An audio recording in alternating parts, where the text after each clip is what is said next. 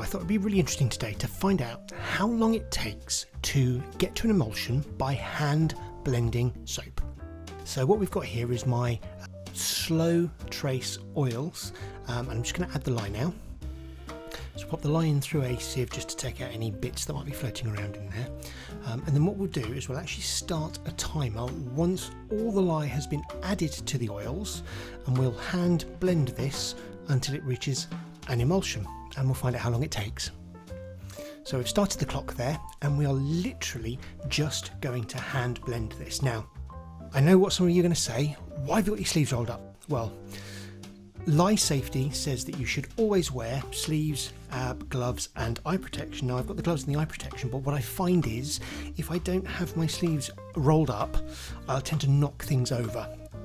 So actually it's far safer for me to have my sleeves rolled up rather than down and knocking things over. So at this point we're into 5 minutes of hand stirring, and I've brought in a blender here because I was quite concerned this wasn't looking like emulsion. Head in the way, sorry about that. Put a little bit of electric frappe mix into there, and what I'm doing now is just basically stirring and stirring and stirring with a whisk, and you can kind of see the colour change, but this particular oil blend when mixed with lye doesn't really kind of go to that kind of creamy tan or white colour. It stays relatively kind of pinky, and that's the quantity of lard that's being used within this particular batch.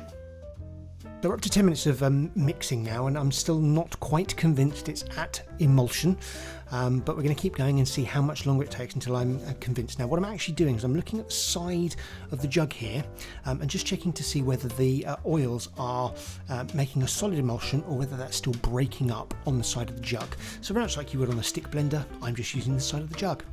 So we're at 13 minutes and 37 seconds. And I'm fairly convinced now that this is an emulsion, and it was, and it's saponified perfectly. So we'll divide it out now and use it in a project.